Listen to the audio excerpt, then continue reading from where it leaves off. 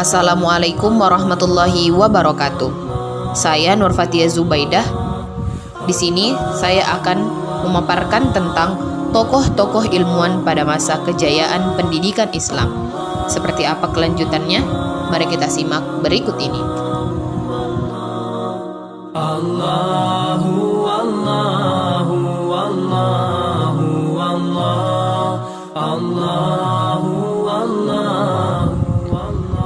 Beliau dikenal sebagai penemu aljabar dan angka nol.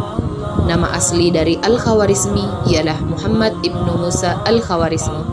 Beliau dilahirkan di Bukhara, hidup di Khawariz, Uzbekistan pada tahun 190 Hijriah atau 780 Masehi dan meninggal tahun 266 Hijriah atau 850 Masehi di Baghdad.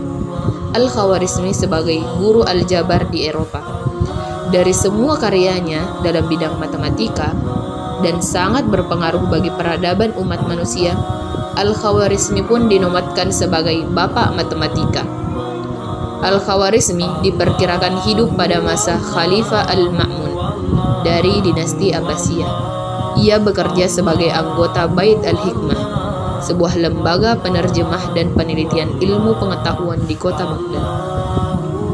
Al-Khawarizmi memiliki rasa ingin tahu yang sangat tinggi, tidak mudah puas terhadap sesuatu yang didapatkan, tekun dan pekerja keras, sehingga ia menguasai berbagai bidang keilmuan.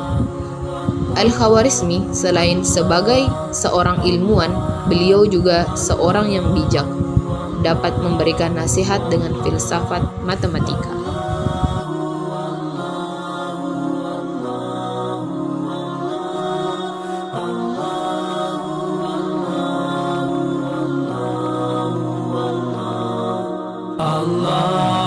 Abu Hamid Muhammad bin Muhammad Al-Ghazali At-Tusi Asy-Syafi'i atau lebih dikenal dengan nama Imam Al-Ghazali adalah salah seorang tokoh muslim terkemuka sepanjang zaman.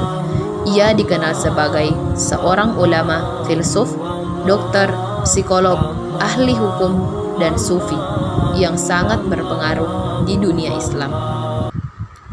Tujuan pendidikan yang dirumuskan Al-Ghazali dipengaruhi oleh ilmu tasawuf yang dikuasainya.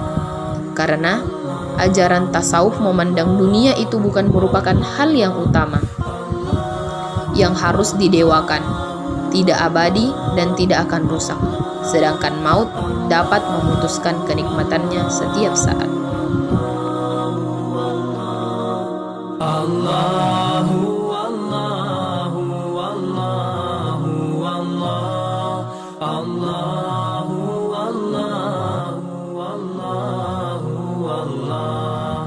Abu Hasan Ali bin Muhammad bin Habib Al-Mawardi, lahir pada tahun 364 Hijriah, adalah seorang ahli fikih, hadis, dan politikus Islam. Ia dikenal sebagai tokoh terkemuka mazhab Syafi'i pada abad ke-10 dan pejabat tinggi yang berpengaruh besar dalam pemerintahan Abbasiyah. Ia juga seorang faqih mazhab Syafi'i yang menaruh perhatian penuh terhadap pembahasan tentang imamah dan khilafah sebagai suatu sistem politik.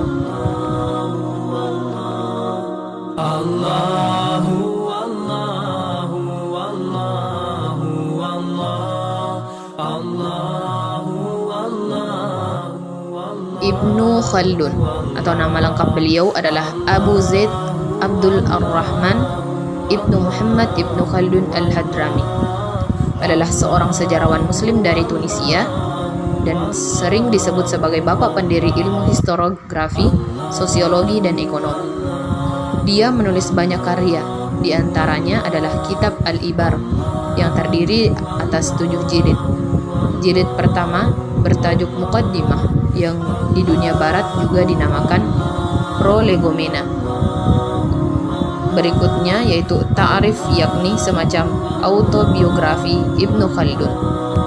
Ibnu Khaldun juga dikenal sebagai bapak sosiologi di kalangan umat Islam dan diakui oleh ilmuwan barat Meskipun selama ini yang lebih dikenal di kalangan ilmuwan sosiologi adalah Auguste Comte yang lahir jauh setelah Ibnu Khaldun. Ibnu Khaldun juga sering disebut sebagai raksasa intelektual paling terkemuka di dunia.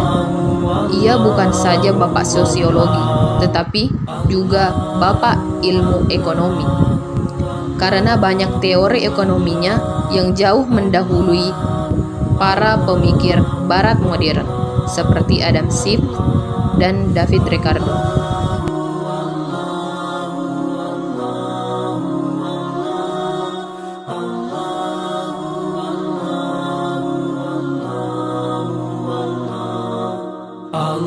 Ibnu Sina, dikenal juga sebagai Avicenna di dunia barat, adalah seorang filsuf, ilmuwan, dan dokter kelahiran Persia yang sekarang disebut sebagai Iran.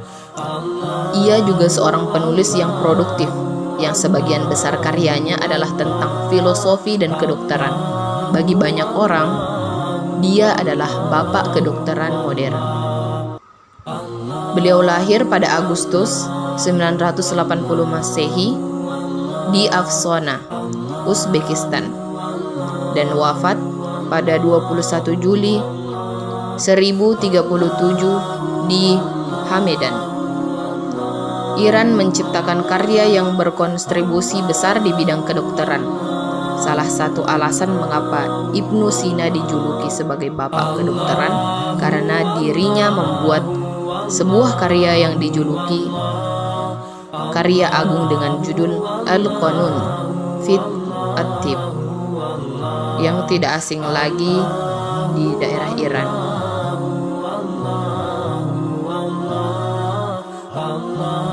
Nah, teman-teman, itulah tadi beberapa tokoh-tokoh ilmuwan pada masa kejayaan pendidikan Islam.